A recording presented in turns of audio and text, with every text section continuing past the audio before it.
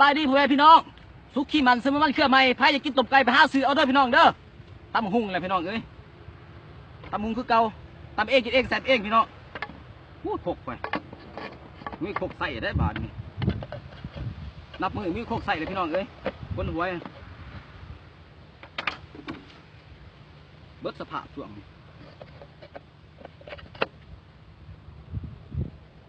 จะได้เลยมัดเอ้าพี่น้องโคกก็ดีโอเคบอกโอเคบาทนี่มาเด้อพี่น้องตำบักหุ่งใส่มะกอกพี่น้องมะกอกก็มีพี่น้องนี่แซ่ลายใส่มะกอกพี่น้องเก็บมะกอกมาตำใส่แซ่ลายเอ้ยไม่ใช่เลยต้องแจ้งไปปาก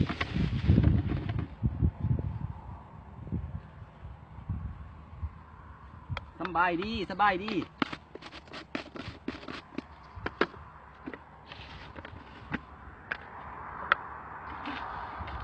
คือเก่าเลยพี่น้องเอ้ยมันกินลายมือเลยมาเด้อ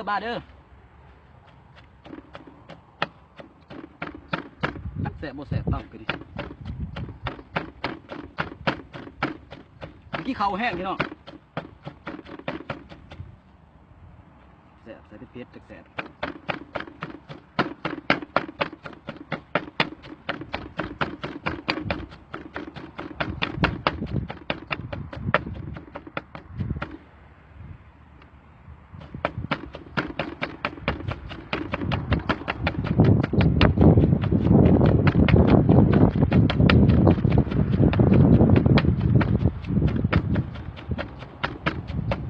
มาเด้อพี่น้องเด้อมาเด้อ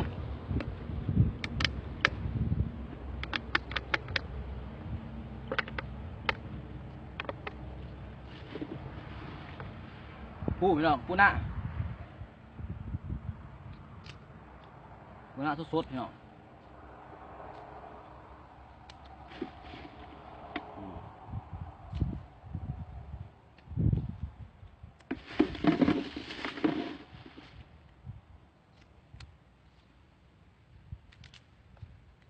กินลายมือลายวันเดี๋ยวดิตำหุ่ง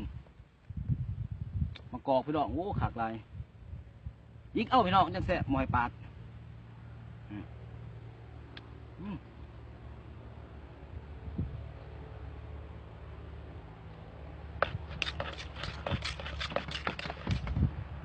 นั่นแหละบังเนาะน้ามาเล่นพี่น้องเอ้ยแท้เลยพี่น้อง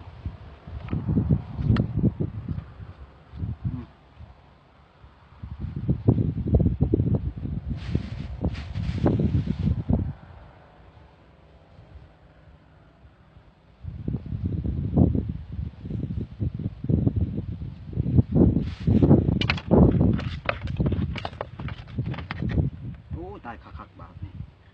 เจ๊ได้เลย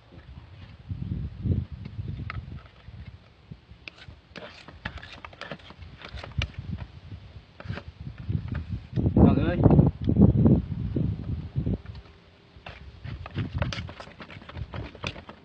แซ่บอีหลีพี่น้องหอมอีหลี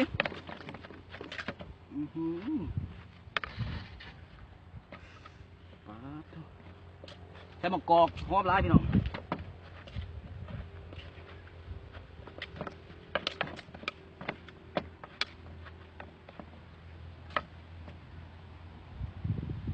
หอมหลาย